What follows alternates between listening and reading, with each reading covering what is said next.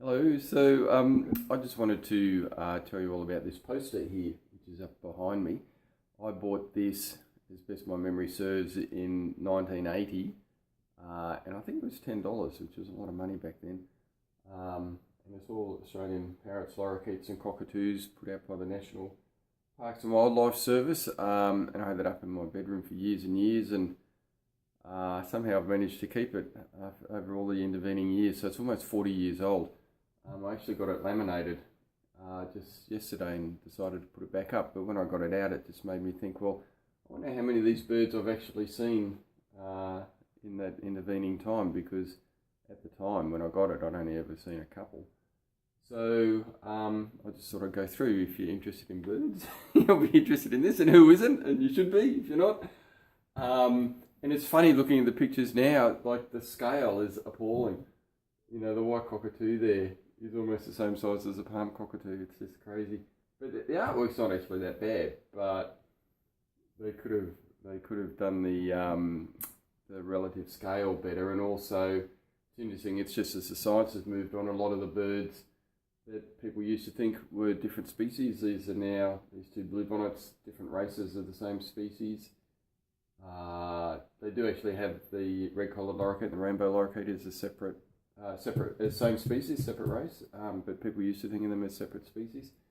So anyway, I just thought I'd go through, and of course the white-tailed black cockatoo is now known to be two different species, the Carnaby's and Bordens or Bowdens, I don't know how to pronounce it, over in Western Australia. So anyway, these are the ones that I've seen in the wild. So yellow-tailed black cockatoos, first saw them down in Victoria, I think, but we have them all around here where we live, and I heard one just about 5 minutes ago, which was really good. One night last year we had about 40 of them roosting for 3 nights in a row. The trees around us, it was brilliant. Red-tailed black cockatoos, we do see them here, well, not right here, but in the Toowoomba area, and throughout the up northern Queensland coast and the interior of Australia, because they're famous for following rain around. White cockies, well, pretty well everyone's seen them. I even saw them in Brisbane landing outside our front house. They are around here. They've come down to my bird feeding table once or twice. This is a pretty comical picture here. I should probably get in a bit closer, shouldn't I? The glossy black cockatoo here. That's not a very good picture of him. But we do have them around here. It's really exciting that we have them here, one of Australia's rarest birds. So I've planted a whole lot of she-oaks for them, which are all about knee high now. So I don't know, it'll take a few years before they're ready to give them some seeds. Palm cockatoos, never seen them. I'd love to go right up north to see them. Okay, so well, there's 2 species of these guys now, but the white-tailed black cockatoos, but they're over in Western Australia. I've never been there. Eclectus parrots. Now I've seen them in captivity, and they are really, really loud. Bloke used to live up the road from us in Toowoomba here in the early 80s, had some aviaries, and I was up actually in the Torres Strait just over 10 years ago on an island where these were, and I just didn't see any, and I looked and looked but didn't see any. They came and went between that island, Dwan Island and New Guinea. Gang cockatoos, I've never seen them in the wild either, which is a bit frustrating. I have seen them in at Taronga Zoo and also at Currumbin Wildlife Sanctuary, and they're actually a bit bigger than I expected, a bit more kind of solid. Corellas, yeah, well, lots of them, millions of them out at the Toowoomba Showgrounds. We see them flying over here, where we are. We're about half an hour north of Toowoomba. They used to visit my feeding table when we lived in town. Major Mitchells, I saw them out in the wild, out in Western Queensland at Quilpie, and I'll never forget one walking along a log with his crest out and all fluffed up. They're just gorgeous looking birds. The long-billed corellas, haven't seen them out in the wild. Again, I think they're just in Western Australia. Or maybe northwestern Victoria, I'd have to check, but I haven't seen those guys. Quarians or cockatiels, yep. Get them, had a few pets, and we see them wild around here. The male and the female. Galahs, yeah, well, they're probably on my feeding table right now, actually. There's about 4 that hang around here a lot.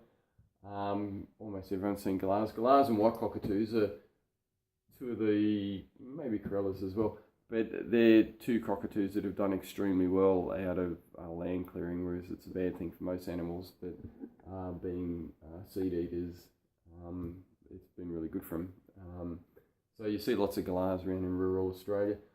My story with galahs is I was pretty crazy about them when I was about 8 or 9 or 10 or something, and when we lived in Melbourne, but we didn't have any around there, which really frustrated me.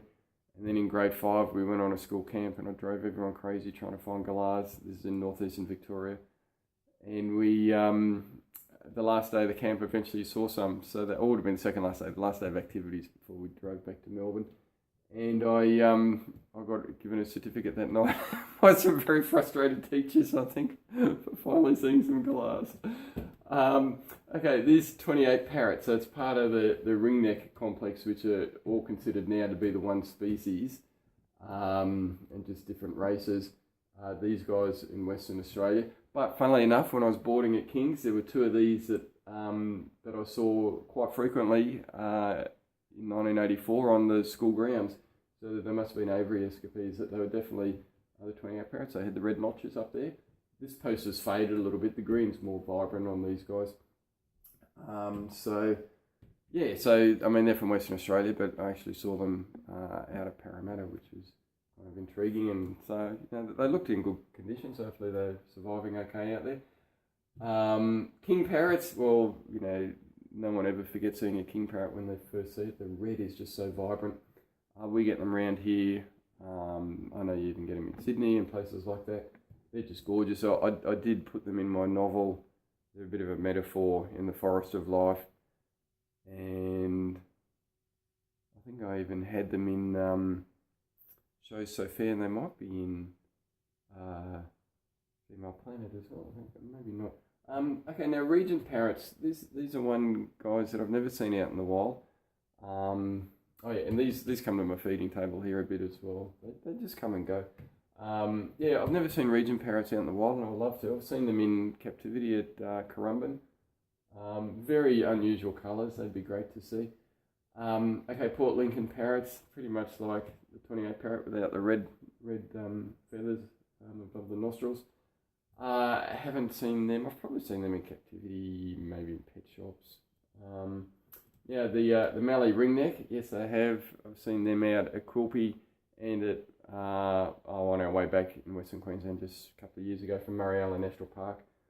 I gave the kids, to try and make it a bit fun for them, I said, okay, first person to see Mallee ringneck parrot gets $5.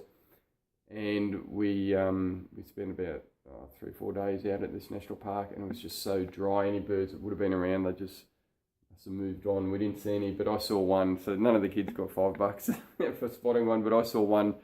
It actually flew over the car as we were driving back, and I just remember looking up at it, and he looked down. And this is what I love about parrots. They're just so intelligent.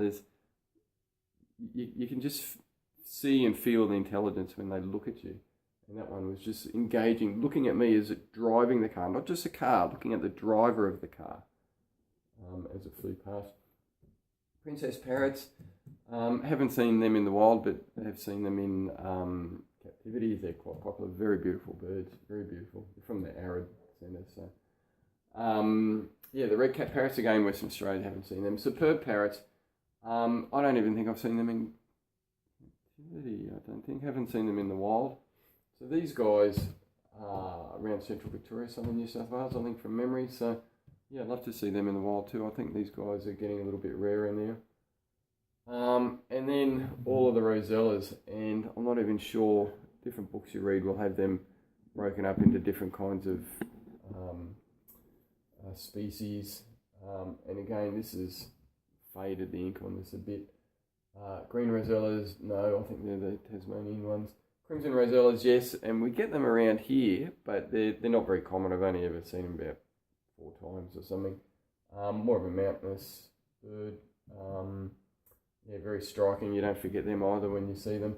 I found out the other day that the crimson rosellas from the Bunya Mountains are pretty unusual when they fledge, that they don't go through. Normally rosellas have an immature plumage, the crimson rosellas, where they look a bit green, but those guys the Bunya Mountains go straight to their adult plumage straight away, which is interesting. And I wouldn't mind betting the ones around here will do that as well, because we're not too far from the mountains. Pale-headed rosellas, heaps of them around. Very timid, which is a bit unusual. Yeah, more timid than the other rosellas. But you see them in pairs. There's one, I call him Big Red, who's I think a hybrid between a pale-headed rosella and a crimson rosella. And he's got a lot of red across his back there. He almost looks like an Eastern rosella, but not quite. Eastern rosellas, very beautiful birds. I went too far north to get them here.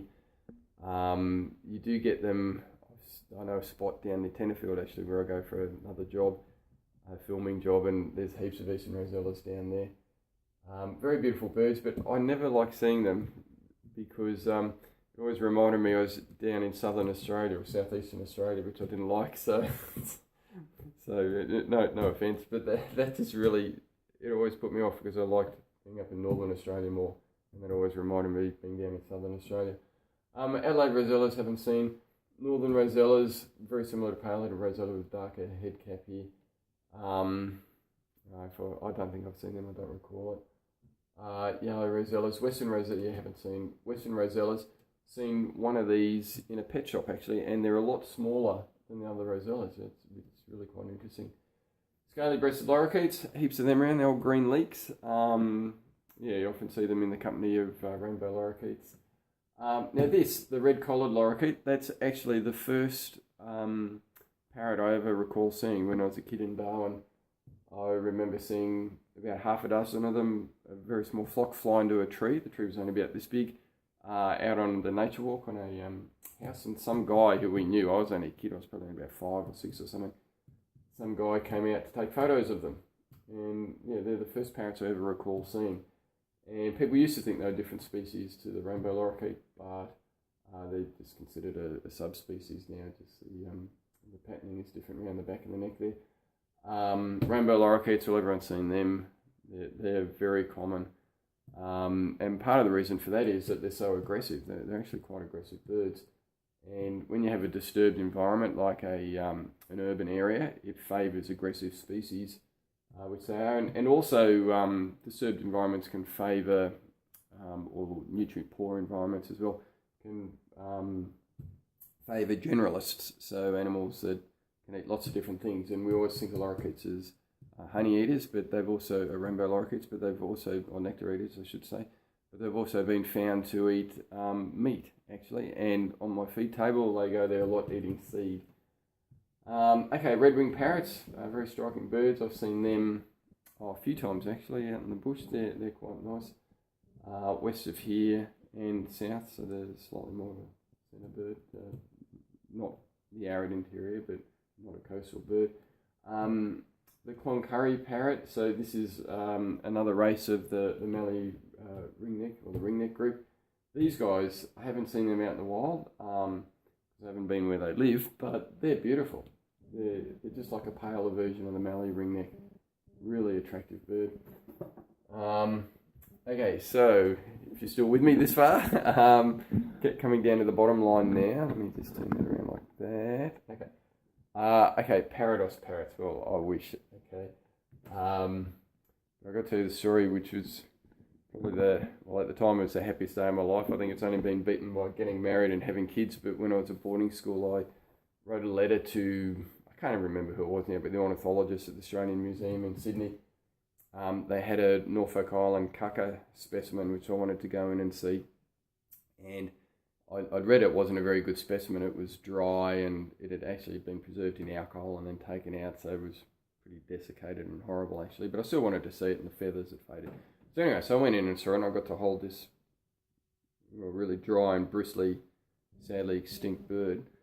And anyway, I was talking away to them, and I don't know, we must have got on to parrots and night parrots, and I said, do you want to see some? And they opened up a cupboard, and in it was, geez, I don't know, probably about 3 or 4 parrots and night parrot specimens. I think they had a few more parrots than the night parrots.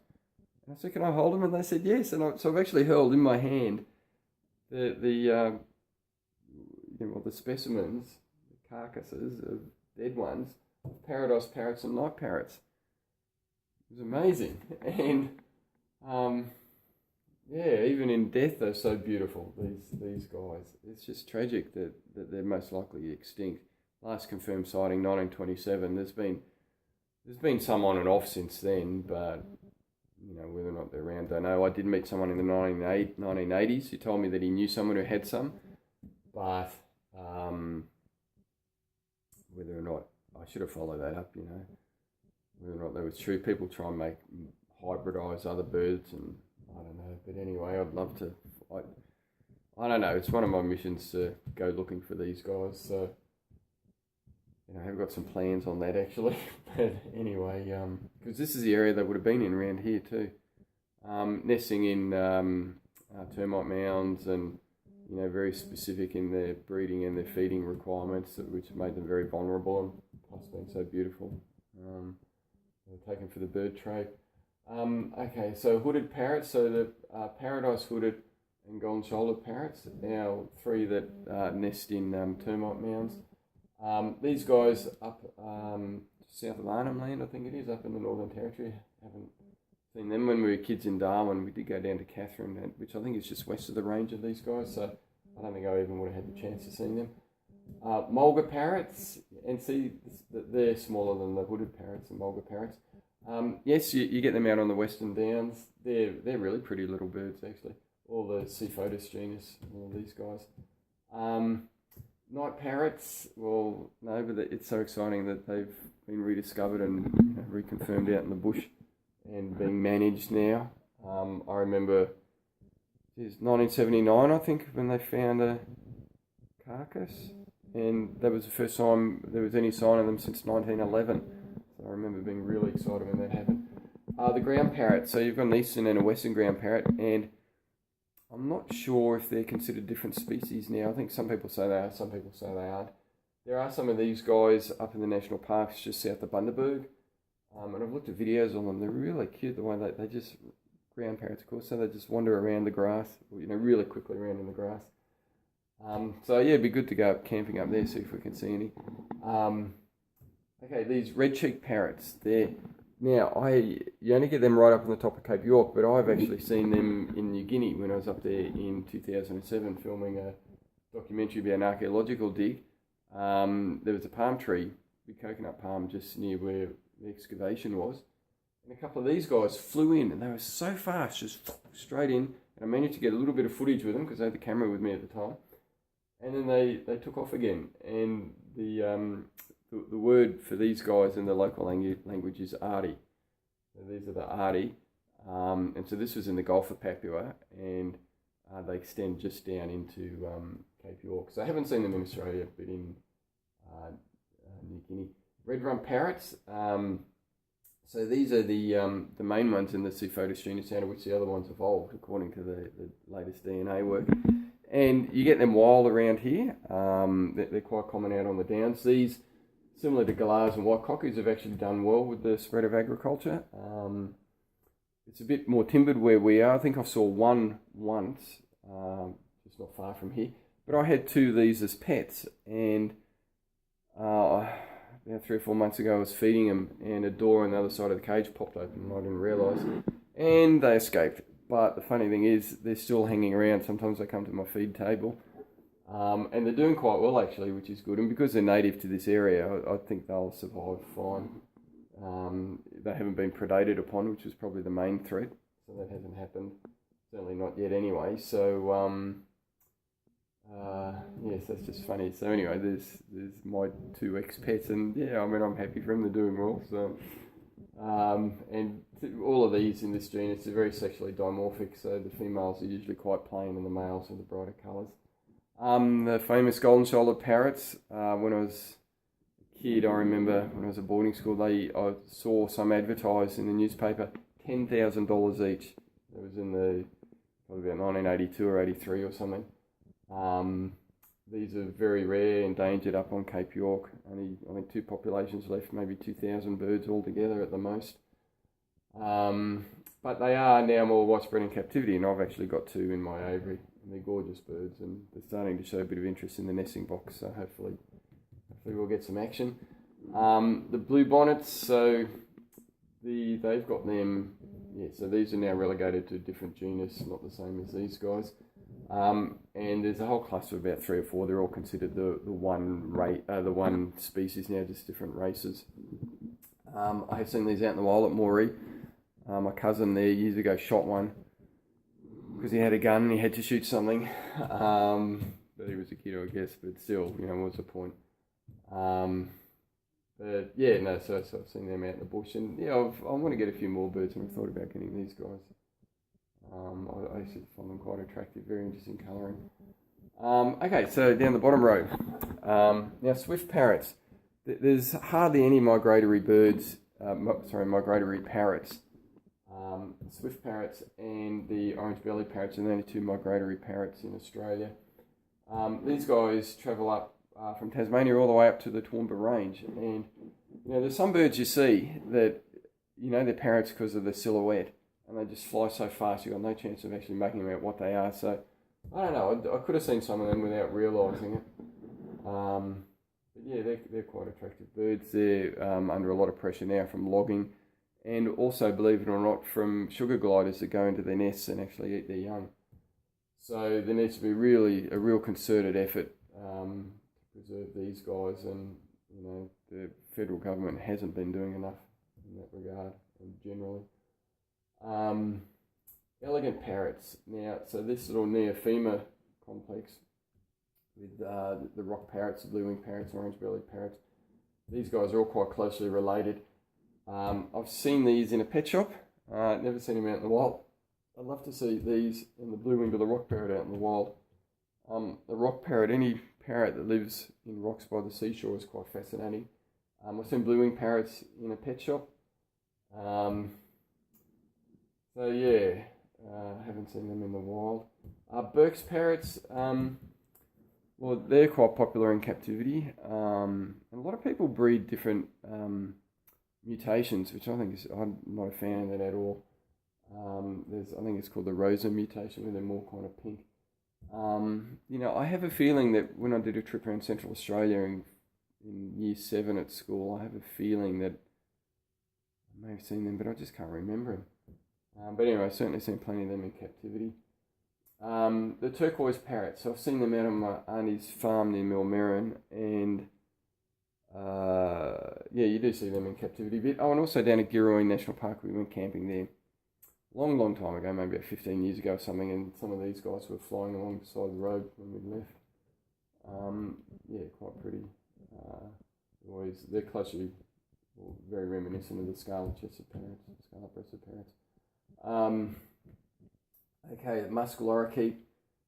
I don't think I've seen them. I'd like to have seen them. Now these fig parrots, they're all blue-browed, red-browed. I think they're all considered one species now. And I have seen these guys only out, not in the wild, unfortunately, but at Currumbin Wildlife Sanctuary started this year, and they're so cute, this big. Budgies. So these are, of course, the bush budgies, and I've seen them out in Central Australia. Huge flocks, hundreds, and they all wheel and turn at the same time. And you can't really, unless you see them, you don't really get it. Like you can't picture how vibrant the green on their feathers is. It's amazing. And you see hundreds of these all turn almost in unison as they fly around, and never forget seeing a flock of them. I did have 2 bush budgies. There's a movement now to have, because they're so heavily mutated and crossbred, or the breeding in captivity is all about kind of getting the weirdest and wildest ones you can, which I think is terrible. I really think that's wrong, but so there's a movement with breeders just to breed bush budgies, so you just keep them in their natural state. And I had 2 of them, and they were an escapee job as well. When we were moving house to come out here, unfortunately, someone was moving the cage. I won't name who, it wasn't me, and the bottom came off, and off they went. And I don't think they would have survived. Most captive birds can't survive if they escape or if they're released, and you should never release captive birds. Most of them don't have the skills to survive. Those red-run parrots of mine that escaped, because I feed birds here anyway, wild birds, and because they're native to the area, they've got a better chance. Anyway, so we lost our 2 bush budgies. Little lorikeets I have seen. 10 years ago or so, 9 years ago, we went to trip around Victoria and went to Ballarat to Sovereign Hill, and in the car park out the front there was a tree with about a dozen of these guys voraciously eating the nectar. Really noisy. Purple crown lorikeets, never seen them, would love to see them. Very, very beautiful little bird. Scarlet breasted parrots, yeah, more Central Australia, haven't seen them. Very beautiful. Varied lorikeets, haven't seen them either. They've got very unusual markings around the face there. Be good to see them in the wild. The orange-bellied parrot, one of our, possibly our most endangered parrot. I mean, it's hard to, because night parrots are so hard to find, we don't really know how many are out there. There may well be more. We know there's not a lot of orange-bellied parrots. I think it's down to a couple of hundred, I think, at the moment, which is quite bad. They migrate across the Tasman, so from Tassie up to Victoria and South Australia and then back, which is a big effort for a little bird. And I don't know too much about their biology. I think they breed in Tasmania and then they migrate across for feeding, I think. Some of them, there is a captive breeding program where they're starting to mix captive bred birds with the wild birds, but